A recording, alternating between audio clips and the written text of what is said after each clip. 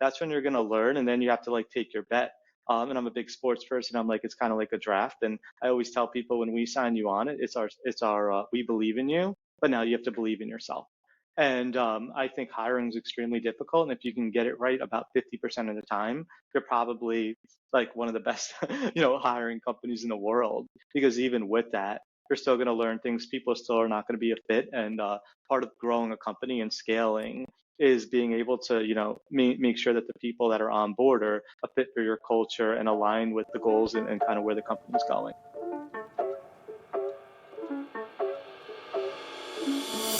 Welcome back to the Clean Techies podcast, where we interview the top climate tech founders and investors to share their stories, advice, and lessons when it comes to building and investing in climate. Today, we had a chance to speak with someone who has a long list of interesting things about him.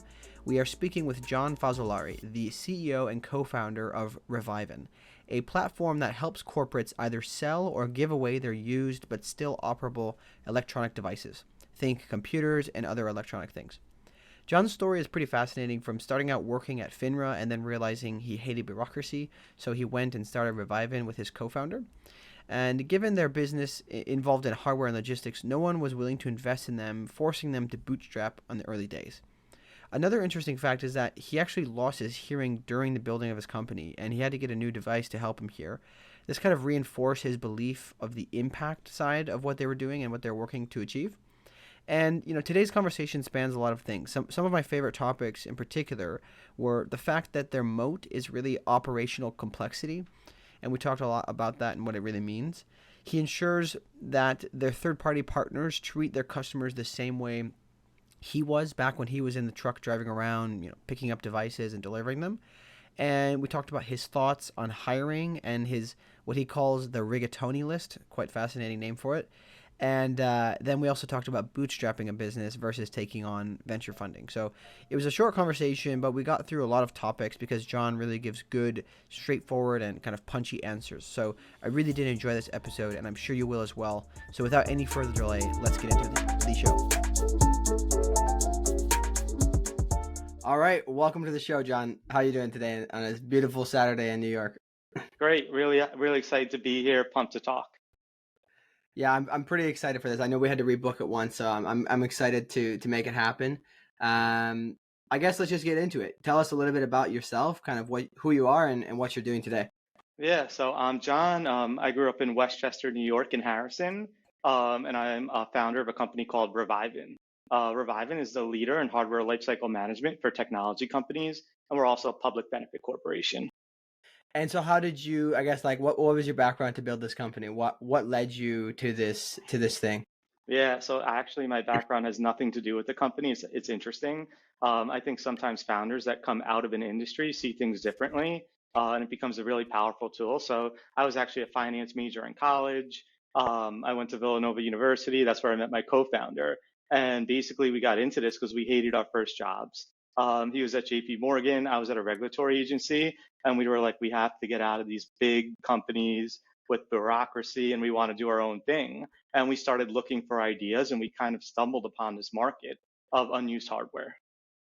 Mm-hmm. Yeah, I was looking through your LinkedIn. I saw FINRA, and I was like, oh, I used to sell insurance, so I'm aware of the regulators. But I was like, it's kind of an interesting one. But however, I will say that there's I've noticed there's a trend of people who work in those type of industries. Yes, they are a bit boring, but they usually require quite a lot of intelligence in some cases to manage those jobs. So I think that's quite interesting. So can you tell us more then about the unused hardware space? Like what was what was the landscape at the time when you started? Because you've been doing this for a while now, right? So Yeah, what was the so we landscape then, and what was the real hey, there's an actual problem to solve here, and we can go there and make money doing it. Yeah, so I would say like hardware lifecycle management, we actually ended up creating a category that we didn't even know existed, and we didn't realize what we were doing. It's a really painful and extremely complex process for large global technology companies. And what we do is we basically create a category through focusing on repurposing hardware that can be used to create a positive impact on people's lives versus physically destroying computers. And what that has done is it has allowed the world's most successful tech companies to repurpose their computers and extend the life of a machine that would otherwise be piled up and unused. And it's basically a win environmentally, socially, and economically. So prior to Revivn, most companies would physically destroy all their computer hardware. And the thing that myself and Anthony, my co-founder, saw was, why are we physically destroying all this stuff that has value and can be reused for the greater good? I think this is quite interesting because let me see. So this was around 2013 when you were getting into this, is that right? Yeah. So it's kind of interesting to me to see that there was no, after what, let's say, I don't know, 20, 15 or so years of, computers, and I guess maybe it's a little longer than that, but I am pretty young, so it's hard for me to visualize what it was like as the internet was coming around. But it's kind of interesting to me that there was no recycling type thing. Was it just because that was like just the standard, like, hey, we're done with it, we're going to destroy it? Was there any reason for it Yeah, specifically not already being a I thing? think, yeah, I think the way it was done, and this is quite crazy, is that companies would pull their hard drives out and hire interns to slam a hammer through the hard drive and physically destroy it. And believe it or not, some industries do that today. What Anthony and I realized though was that technology companies are always usually ahead of the curve. And that is where Revivn built our market and our brand. So when we started going to companies that really cared about the environment and the world, we said to them, hey, why are you going to slam a hammer through a computer that can be reused and has value? And those companies became our champions early on. And they were like, this is a no brainer. We want to work with you. And it was pretty wild, the reception we got and how we built traction by just working with the companies that I think are a little bit ahead of the curve. So over time, I strongly believe over the next couple decades, every company in the world will do it this way. But I think the tech companies are ahead of the curve in saying, hey, why would we destroy something that can be reused? Hmm. So this was even before like the really big sustainability movement, correct? They were just like, hey, it doesn't make sense to waste. Exactly. Yeah. So everybody's like, oh, you were in climate before climate was a thing. And we kind of accidentally stumbled upon it. And I think there's a lot of reasons for that. But in entrepreneurship and startups, you're just working on things and things work out. And, you have to get a little bit lucky as well. So I think that we were fortunate to be in the space before it kind of became a space. Hey there, thanks for listening to this episode. If you made it this far, it's likely that you're enjoying the show, so I wanted to ask your help. If you're enjoying it, please give us a review on Apple Podcasts and share with somebody in the same industry who might find this interesting. And if you're interested in getting summaries of these episodes, go subscribe to our newsletter that comes out on LinkedIn and Substack. Links can be found in the description. Thanks for your help in growing the reach of this show. Yeah, interesting. So I guess tell us a little bit more then about the actual specifics, like the mechanics of the company, right? X company has X piece of hardware, and this is what we do with it, and here's where it goes. We're saving them Yeah. this amount of money. Just walk us through that process. Yeah, so basically, the way it works is that we've orchestrated a complex process powered by a sophisticated software layer to result in this customer experience that's really world class for customers. And what that means is that you're a company, you have thousands of people there, all your computers are piling up. So every day, our partner success team gets pictures of thousands of computers that are sitting in these closets unused. What Revivn does is through our software, creates a streamlined process for us to collect those computers anywhere in the world. It can be Asia, EMEA, the US, physically bring them to a facility, wipe and secure the data on the machines, and then go through a complex process to refurbish, resell, and donate devices. We then, through our software, provide information back to the customer on reporting, donations, data security, and just coverage in general to basically show them what is happening with the hardware, how it's being reused, and they also are able to earn funds back, which also go to a lot of nonprofits as well. So for the customer standpoint, the pain point there is it's very time consuming. There's a data risk when you're holding on to the hardware and it's just sitting there unused. And IT teams, unfortunately, are usually understaffed. And I would say a bit underappreciated within large organizations. So we really go in there and try to make their lives as easy as possible through Revivn's process. Mm-hmm. So can you talk more about the cost savings? So they're getting some money back from them being resold, and you're taking care of the whole process. And Yeah. then, yeah, I just want to understand that more. Yeah, so basically, I remember pitching some large companies early on, and I was like, "What are you doing with all your hardware?" And they're like, "It's really expensive." And I was like, "Well, what kind of hardware do you have?" And they're like, "We're like a 10,000 person company. We're, primarily an Apple shop, but we also have some Dell and Lenovo." And I'm like, "Well, what are you doing right now?" And we're like, "Well, this guy comes with a truck, and he takes the computers and he puts them through the shredder on site." And I was like, "What? Like, are you serious right now?" And they were like, "Yeah, like, we have to do that for, data reasons." And I was like, "Are your hard drives encrypted?" And they said yes. And I was like, do you actually realize there's a process where we can wipe your drives, provide you with certificates of destruction, and then still resell or donate the machine so that they can be put to good use versus, this idea of planned obsolescence when you have a machine that is going out into the world and not being reused over and over again. I think it's like a terrible thing. So when we went to companies and said that, we were like, do you also realize there's value in your hardware?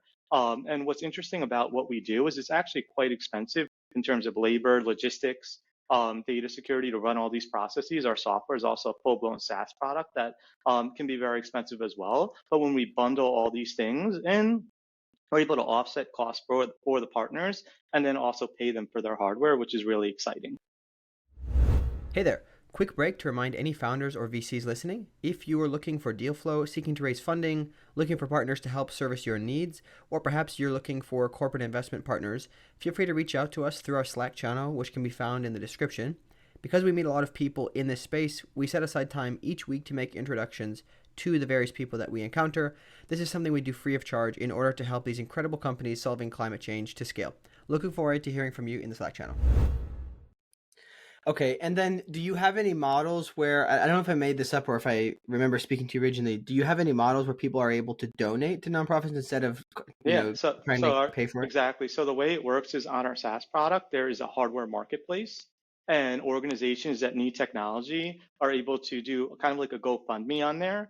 And basically they'll say, hey, we're looking for 80 computers, and a company that we work with will then be able to facilitate the donation. For Revivn, similar to a managed marketplace or platform, is doing all the physical parts of getting the computers, getting them to the nonprofit, and so forth. And the reason why that's so important is if you're a company with thousands of computers, a lot of these nonprofits are grassroots organizations that we love supporting with like 20 or 30 people. They don't necessarily need 200 machines. So we're able to allocate from our hardware that we have to the different organizations that need it. We're also able to allocate based on what their needs are. So for example, one nonprofit might look for Apple machines that are 4 years old. Another nonprofit may be okay with Chromebooks. It just depends on where they are. Is it a school? Is it a community? And we try to get the tech to the organizations that need it that best serves what their needs are.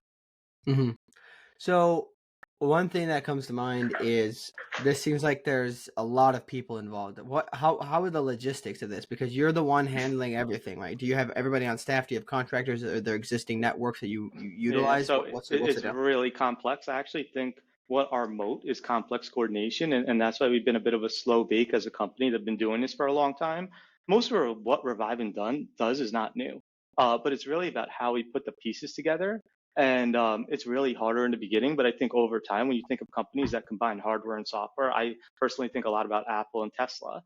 And when you unify all those processes that are going on, what this means is picking up the hardware anywhere in the world, the logistics company that has to handle it, how the data is handled, how it's processed, how it's then refurbished with repair technicians who are actually doing things like soldering on a motherboard or doing anything they can to get a computer back to life. And then the recommerce or reseller donation aspect, doing all those things across different locations globally with software and teams is extremely complex. And that's really what Revivn does. And doing it all together is the secret sauce. One thing that's cool about our software is that we're automating everything via API. So we have our software that is the customer facing software, and that shows the customers, again, their reporting, donations, we provide support, the data security and stuff, but it's all connected to a backend. And the back end of it has data, operations, our global network, technical expertise. So everything that we're ingesting, we then can expose to our partners and really provide valuable information about what they should do with their hardware and when. Hey there. Are you building a climate tech business and looking for very specialized talent? Consider reaching out to our sponsors, NextWave Partners. NextWave are experts in talent acquisition, recruitment, and retention across the climate tech, renewables, and ESG spaces globally. So if your team is growing or you're looking to make a career change yourself, feel free to reach out to NextWave at next-wavepartners.com or reach out to one of their consultants directly via their LinkedIn page. Mm-hmm. Okay, interesting. Yeah, I think it's I'd be curious to know from a scaling perspective, right? So you've been doing this for a while. When you have such a logistics heavy business, have you noticed that maybe you can walk us through some of the learning experiences you had where you got to a certain scale and you realize, okay, we need to do some things better. I just want to understand how you scale a business where your moat is logistics complexity? Yeah, exactly. That's a really great question. So I would say early on, my co-founder and I think, literally went in the truck and did these pickups. So, we would be a driver and a helper. We go into customers, we physically pick up the hardware. We brought it to a facility. Our first one was in Harlem, and we would actually do the work ourselves with our hands. A big thing that we say at Revivn is working with your hands. I think that's really important for our culture. And what we did over time was COVID came. So up until COVID in 2020, we would literally fly to different cities to handle these things. We didn't even have this strong logistics network built out. So we would hire operations associates. They would fly to Atlanta or the Bay Area, and they would directly work with the customer because I was very obsessed with the experience, and I still am, to provide them. And then what we realized when COVID came on, a silver lining was that we couldn't scale that way. So when that happened, my co-founder did a great job of starting to build out our global network of partners. And we started to work with different logistic partners, freighting companies, other people in our space to build a unified experience for the customer where we could do this everywhere, globally, and at scale. So I felt like until 2020, we were doing a lot of it ourselves. And then we realized to scale, we would have to build partnerships. And that's when the network really started to get built out further. And so how do you control, if you care deeply about the customer experience, because it is a big deal, right? How do you control that when a third party or somebody kind of in the middle is handling it? How do you make sure that Yeah. they value the experience as much as you do? I guess a good question. So I'm obsessed with NPS and CSAT. So for all of our partners, we are always asking for feedback and reviews, and we do that with the customer and with the partners we work with as well. We have a very strict vetting process for who can work with Revivn and get on the platform, and we are constantly removing or adding people to the platform to ensure that we have a great experience for our partners worldwide. So it takes a lot of maintenance and work to ensure that we're continuing to do that long term, but it's well worth it. Our logistics team is traveling globally. We're meeting with the partners, and I think a lot of those partners long term are going to look more and more like Revivn as we scale. We wanted to take a quick break to tell you about another climate tech podcast. Well, literally. Ryan Grant Little hosts a podcast called Another Climate Tech Podcast, where he interviews climate tech founders and VCs, which, as I'm sure if you're listening to this podcast, you will love. So we highly recommend checking him out. The link will be in the description to this episode. Now back to the show. Do you find that a lot of the people who are working kind of in partnership with you are really genuinely interested in the mission as well, or do they just like, hey, it's just a job, like the people that you see at McDonald's who just like they hate their lives kind of thing? That's a great question. So I would say that it's a mix. We look for partners that are really drawn to our mission because we care about that. But I would say that we are ahead of the curve on this.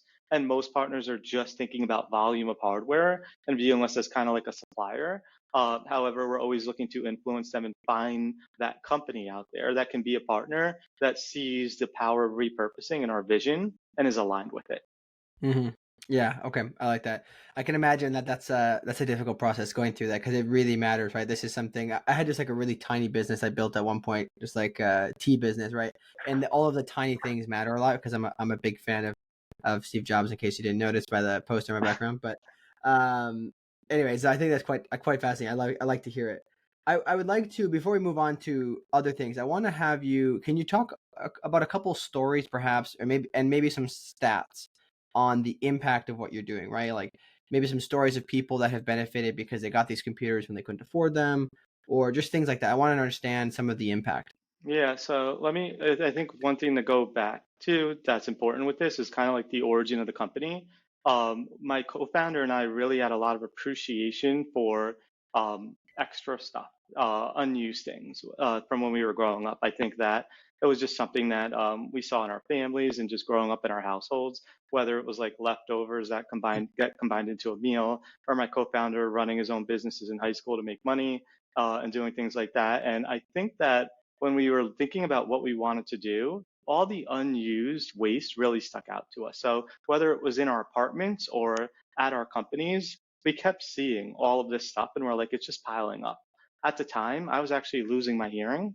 And I'll circle back to that after. So I grew up with like hearing aids and an FM system.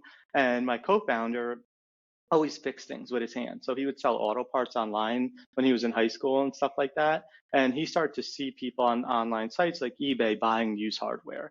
So what happened was, it was like July of 2010, and I actually lost all my hearing at the time. So I'm deaf right now and I have a cochlear implant. The cochlear implant is a piece of technology that allows me to hear. I was down to 15% speech comprehension when I got the cochlear implant. Now I'm fortunately at 90. And it's an interesting thing in our office, people used to not know that and they thought I just had a Bluetooth on. And I was like, actually, it's a lot more than that. And it was a really powerful thing for us because we realized that technology could really even impact and empower on people's lives. And anytime we get a computer that can be reused and is just sitting there and is given to somebody or an organization that does not have access to that technology, I think about how the cochlear implant impacted me, allowed me to start this company, and it gives me a tremendous amount of inspiration, perspective, and positive affirmations. So in terms of that's kind of like the origin of how we became a public benefit corporation and realized that was so important. And then now in terms of things, we're doing things globally with very large technology companies to create this impact and capture these stories. So this could be something like an organization right here in Brooklyn. It could be an organization in the city that is helping kids with disabilities. It could be a larger nonprofit. We're working with California's Emerging Technology Fund. So these things are happening everywhere now at scale. And to be honest, the demand for it is still higher than the supply. And that's why it's really important that we continue to grow and work with partners that have this tech that's unused, because so many people can still benefit from it and use it. And I think that's become a really, really cool thing about Revivn, just seeing that impact and how we can drive it and really do good, but also make money at the same time. We're very fortunate to be in that position. Mm-hmm. No, that's really powerful. I like that. I wonder how there's obviously a huge need for this everywhere, right? So there's plenty of opportunities just about can you scale and get the customers and still maintain the service and everything. I want to ask, so we talked about it before the show a little bit, but can you talk about bootstrapping the company and your decision to do that versus raising? Yeah, so the funny part about it, it wasn't a choice. Nobody wanted to invest in us. Basically what happened was, people did not like our business. They were like, there's a physical component, it's recycling, you don't have a technical co-founder. Always have a chip on my shoulder. I'm saying I'm taking receipts. So I have a long list of those emails that I tend to help motivate me. And we really couldn't raise. And it ended up becoming the best thing ever for our company, that we couldn't, because it forced us to be scrappy. It forced us to figure it out, and it forced us to figure out profitability. And that is, a really powerful thing when you can do it, because now you control your own destiny as a founder. And in this day and age, I think people are realizing it more. But I always, when I talk to entrepreneurs and founders, usually their first question is like, how do I raise money? Can you introduce me to investors and stuff? And I'm like, what's your biggest challenge? And they're like, well, we need to raise money. And I'm like, you're just focused on the wrong thing. So I am a very big fan of bootstrapping. However, if it can't really happen by choice, because it's so much harder. And I don't know if you saw the video that went out when Jensen was on a podcast and they asked him about starting a company all over again. And this person has been doing it for 35 years. Mm-hmm. I think the video's market cap's $1 trillion. And they're like, what would you do? And he was like, I would never do it again. And that's how I think about bootstrapping personally. I don't think I would ever do it again. But when I was going through it, the ignorance of it was bliss, and that allowed us to run through walls and get to where we are today. And now we actually tell the company our profit is our freedom to do it the Revivn way, and that's a really powerful thing. That's really cool.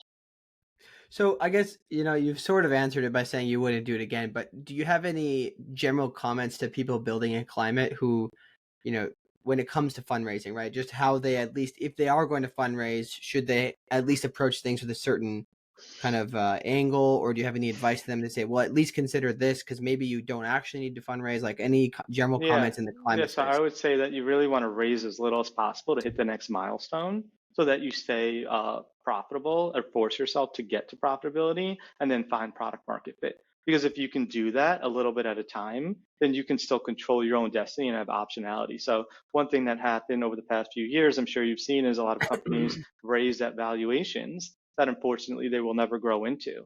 And when you see that happen into the market, it's not good for founders, it's not good for employees, it's not good for investors either. So I just think very carefully about taking capital at certain prices, especially, and just be mindful of it. I actually think having a little bit to start is really important. And when I say we're bootstrapped, we still took on, under $1 million. It was still a very small amount relative to our company. But overall, I think the aim to, or like raising being the goal, is a problem in today's market. And I see a lot of times where I'm looking at like a founder chat or fireside chat, and it has like a founder's name and the amount of money raised. And I always think, well, why don't we just show like their revenue and EBITDA there versus just a fundraising amount? Because I think that will tell a different story. And I've met great founders that have raised hundreds of millions of dollars and had successful exits. But this other way of doing it really does exist. And a lot of times people come to us and they're like, oh, how'd you figure this out? Or why are you doing it this way? My co-founder and I didn't create this playbook. If you look at a lot of great companies, Atlassian, Qualtrics, Microsoft, a lot of these companies never raised a lot of money. And I think the kind of the narrative has changed over the past decade. And there's been a lot of excess, but I think it's also turning in a healthy way now. There's going to be a little bit of pain, unfortunately, but I think new companies that are being created are going to be forced to be more mindful about those things. But what the founders of those companies may not realize yet is that that's going to give you optionality, which is a really beautiful thing as you grow. Yeah, I think capital efficiency is super important to think about from, especially the climate issue, right? Because if you really want to make an impact, we have to take the dollars that we have and make them go as far as possible, right? So I think that that's something that when I got into climate originally, I was pretty excited because I was like, oh, all these crazy tech bros who are just doing things in a way that is usually irresponsible in terms of growth and all these things, and then they have to fire people because they overhired. I was like, oh, this is going to be great in climate because people are going to think about, the ESG component and the social component and how they do things responsibly. And as we've seen, that's not exactly happened yet with all the layoffs this year. But hopefully, it's my hope that people will try to be a little bit more measured with how they're building these companies, so they're not doing things irresponsibly. One question I have is on talent. So can you talk about, obviously you met your co-founder through uni, you said, right? So, Yeah. but beyond that, how did you go about bringing on team? Like, what's your advice around talent and hiring? Yeah. So early on, I did all the screening, the first round interviews, everything. We didn't have a recruiter until 2020. And I'm obsessed with people. One thing that I do is I love pasta, and I have something called a rigatoni rule. And it's basically like a list of people that I keep, and I call them rigatonis. And all those people are really important because I think you never know where a relationship can lead to. So, like, you're going on my rigatoni list now after this as well. And in terms of recruiting and hiring, my big thing is that talent is everywhere. So I love people from unconventional backgrounds, and I look at their potential, not what they've done, and why they want to do it. And I think that's been a bit of our secret sauce at Reviving, looking in different places. When I look at some of our most successful employees here, some of them were teachers that never worked in tech before, that are now managing partners that are some of the largest companies in the world. And The list goes on and on in terms of people from unconventional backgrounds. I remember an early sales rep was working in fashion, had never done sales, and came into our warehouse before we even had a normal office and started working with us. So I believe talent is everywhere, and I love meeting people and hearing their story. I love people that have a chip on their shoulder, and I'm always interested in, like, what is the obstacle that you've overcome, because startups are so hard. It's not a normal job. The opportunity that we offer people is the opportunity to grow faster in your career and learn. And what I say to everybody at the company is, when I look back every 3 months at my career at Revivn, I've always learned something. I've always disproved a thought I had, and that's after a decade. And that's such an amazing thing that drives me to keep doing it. And as long as I'm doing that, I'm going to be doing this for a long time, because that is something that in life, having a vocation that you could learn from and a purpose to your day-to-day work is really powerful, versus being at an organization that may be stagnant. You're not learning. It's more bureaucratic, but just a 9 to 5. Mhm. And I think, especially in a phase of reviving that we are in now, it's kind of a once in a lifetime experience to be able to learn and grow with the company. And a lot of those people, I think, have made their careers here early on. And that's really special. I always think about it as like long term. I want people to say I worked at Revivn during a time period where that was happening. And like, a decade from now, look back at it and be like, wow, that was really special. Yeah, that's awesome. I love the perspective on the odd backgrounds. I want to know when you're hiring, you talk about finding potential in people who may not have like a particular, specific background to the role you're trying to hire for. How do you determine whether or not that person has potential? Because I think there's a lot of people, and I've seen this in my hiring, where there's some people you meet and you think this person could be really good and you want to believe in them, but then there's, okay, do they have the right motives to actually come in and make it happen? So can you talk about understanding that, especially when you're not hiring for, a specific degree or experience? Yeah, so I think that it goes back to kind of like really understanding a person. What was their first job? Like where did you do dishwashes? I was a golf caddy. That always resonates with me. And it doesn't necessarily mean if you haven't had a certain first job, you're not gonna like be a fit. But it's just like how did your experiences in those jobs define you? And how ambitious are you today? And what is the goal that you're working towards? And I think when you really get to understand why a person is motivated or why they want to potentially join your company, and you go pretty deep there, that's when you're going to learn, and then you have to like take your bet. And I'm a big sports person. I'm like it's kind of like a draft, and I always tell people when we sign you on it, it's our we believe in you, but now you have to believe in yourself. And I think hiring is extremely difficult, and if you can get it right about 50% of the time, you're probably like one of the best, hiring companies in the world, because even with that, you're still going to learn things. People still are not going to be a fit. And part of growing a company and scaling is being able to, make sure that the people that are on board are a fit for your culture and align with the goals and kind of where the company's going. So it's extremely difficult, but I really just try to get to know a person and what motivates them. Hmm. Interesting. No, I appreciate that. I think that's pretty good insight. I think, thanks for that. In terms of, I guess we're kind of coming up on time here. In terms of advice to other climate founders, people who want to, make an impact in the space, what would your general advice be to them as they're kind of determining what to do and just getting started? Yeah, so I love unsexy ideas. I love things around waste. If I wasn't doing Reviving and I was in climate, I'd probably be working around another type of waste stream. Um, and I think about it as like, how can you use software? I think that's important. Software is like a big part of every business, maybe not right in the beginning, but over time. How can you do it globally? Can you do this anywhere in the world? How big is that market for it? And then also, I think it's just like every company, like, don't give up. You have to keep going. You have to have inspiration, perspective, and positive affirmation. And I think as a company, whether, especially in climate where it could take longer, to build a lot of these things, and it's a bigger problem, which is also really exciting to solve. In the beginning, it's impossible, then it becomes unlikely, but then success becomes inevitable. And if you can go along that path and just keep going forward, I think that you make a little bit of your own luck and things happen. I think reflecting back 7 years into Revivin, we were down to 10 people during COVID with product managers in our facility cleaning stickers off laptops to keep the company alive. So you don't know what's going to happen. You're dodging grenades along the way. It's really, really hard. But if you believe in yourself and you can just keep going, I think really good things happen. I think there's so many problems to be solved in climate. The other thing I would say is that not to take any single piece of advice from an investor or somebody else too seriously. I call it like an N to the one thing, where I ask like 50 people for their opinions and I kind of formulate that into my own thought. And if I had listened to what everybody had told us about Reviving early on, we definitely wouldn't be here talking today.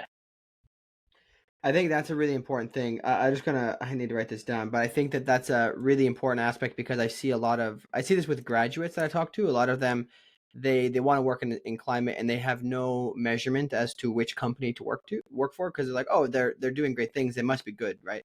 They're in climate, so we'll go work for them. But when you speak to 30 or 40 of them, you get an idea like, hey, there's only a couple of these that are probably going to work, right? Yeah, exactly. uh, so I think that general creating your own thought. I think you said creating your own thought after you speak to many people, right? That is really valuable for many people for job seekers as well as builders. So I think that that's a good one. I guess I don't know if I asked you this to prep for this, but do you have any specific ideas that you would go like things that you think could be built in climate today? Other ideas to build startups in the space right now? Yeah, so to be honest, it's hard for me because um, when I look at other companies and ideas, I just pay much more attention to the people than the idea. And I think it's just because of the way Revivn was formed. So, for example, I don't even feel like I'm qualified to speak on a lot of these other climate ideas. I just have been obsessed and know so much about what we do and our waste stream that I haven't really, explored outside of it. I think just because of the demands of what I have to do on a day-to-day basis and just my general interest in it. But overall, there's just so many problems that need to be solved around this space. And again, I just love the waste part of it. I think of garbage as a very interesting thing in terms of it. And I know at one point, me and my co-founder were looking things. We're like, how does garbage actually work? Like all types of garbage. And I know recently I was somewhere and I heard a founder speak about waste from porta potties, I think it was. And I thought that was really fascinating and interesting as like a very unsexy, dirty problem that nobody wants to touch. And I believe those things are usually tremendous opportunities that can have tremendous outcomes. So those are the things I'm biased Mm-hmm. towards that I encourage founders to get involved in versus the doing something similar to what already exists. Mm-hmm. There's a lot of companies that, and again, a lot of them are doing good work, but they're, putting out things like dashboards around climate statistics and stuff like that. I think that everybody needs to have that on top of what is the problem you're solving, no, versus just Mm-hmm. statistics. I think that's quite interesting. This is something I was thinking about. I'm reading through the Elon Musk book, and then I also just saw the product announcement from Humane. I don't know if you saw that. That went pretty viral. But No, they're I haven't. basically, these types of innovations where you don't just make an improvement to something that exists, but you kind of change things substantially at the base level. They don't happen that often, right? And I think we should be thinking about it right now because it's not just about making a better widget with climate. It's how can we really fundamentally kind of change our society and how we consume things and how we use them. And I do think the waste one is interesting because if you go from this mentality of just, hey, I want to have my first experience, like my user experience, my opening experience be great, but I don't care about the end product, that's not very good, right? We can take into account a lot of these things. So um, Exactly. And totally, even in just like New York City, I look at like garbage and recycling, and like most people, the stuff gets mixed up. It's not even separated properly. And solving that type of problem is really, really hard. I mean, I don't know how to do that, but like it just starts with somebody saying like, hey, how am I going to tackle this at small scale, and then kind of growing from there. But imagine just like in Brooklyn. Brooklyn's a huge area if just Brooklyn was doing that correctly. And I feel like when you look at other cities globally, a lot of people are ahead of a place like New York on this. And there's things that can be learned around it. And when I think about Revivn, one of the things we thought about is like, when you have a garbage bin, it's like usually black, paper recycling is maybe green. And when we talk about electronics, we're like, it's orange. But that never even existed prior to Revivn. So again, I don't know what that next waste stream is or what that is, but I just know there's so many opportunities around these problems for the people that want to get their hands dirty and solve them. yeah, I do think about the fact that it's not necessarily, we have the idea of what these things can be used for because these waste products are essentially inputs to some production process somewhere, but it's a matter of getting them separated properly, right? And how can you change human behavior? Consumer Yeah, behavior, like yeah, that's which is really very hard. difficult. You can do it with incentives, but like the incentives need to be relatively high in order for people to be interested in it, right? If they're not already, intrinsically motivated. So I think it will be interesting to see how this develops because I really believe that I don't know. I just think it's the most exciting time to be alive. Obviously, there's the climate challenge is a big one, but to see that everybody's looking through this lens of how can we be extremely efficient with everything, I just find it really fascinating. It goes back to uh, growing up working for my dad in his cabinet shop. Like he tried to make sure that he would measure out and design his cabinets in a way that there was literally sawdust as leftovers. There wasn't pieces of wood; it was just sawdust. I mean, to the point where he was very good at it.